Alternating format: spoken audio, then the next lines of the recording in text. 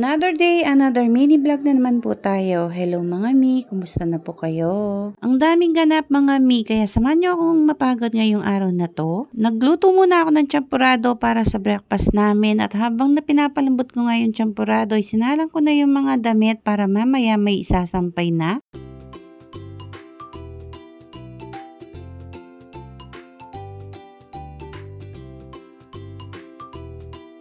Ito naman, dumating na yung order kong kakao kaya mas masarap at chocolatey yung magiging champurado namin ngayon. Sarap din naman yung cocoa powder kaso mas bet ko talaga yung kakao. At fast forward naman, nakapamalengke na ako, hindi ko na binidyohan yung mga pinamili ko kasi masyado nga akong maraming ginawa ngayong maghapon. Dahil sa gutom na ako, ay nagluto lang ako ng mabilisang sinigang. Binababad ko muna yung dahon ng kangkong sa asin para mamatay yung mga mikrobyo na hindi ko nakikita.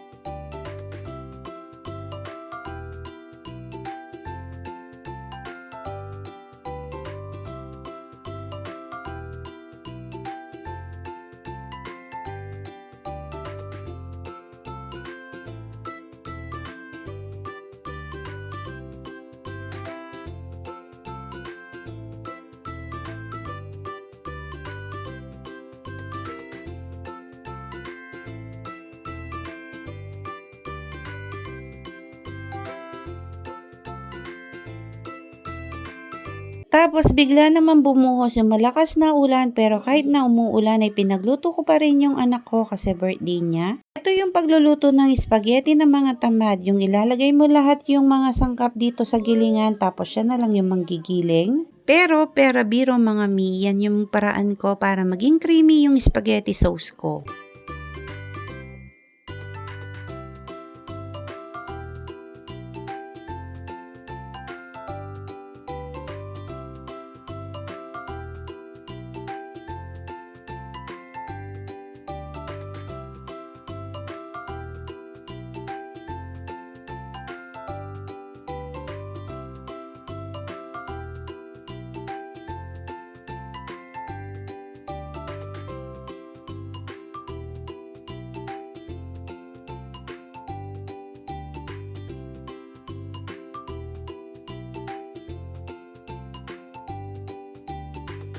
Dahil siguro sa sobrang pagod ko na ay nakalimutan ko na may giniling palang sangkap yung spaghetti.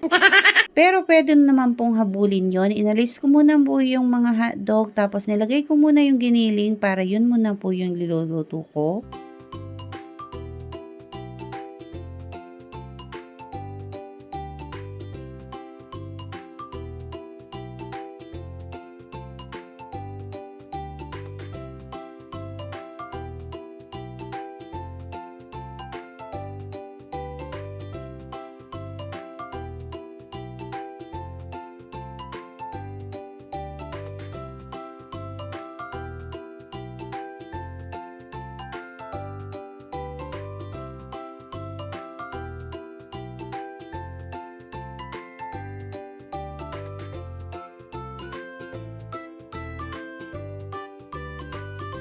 Hindi ko na nabidyohan yung pag-ubos ng spaghetti. Hanggang dito na lang po yung mini vlog ko. Maraming salamat po sa mga nanood. See you on my next vlog. Bye-bye!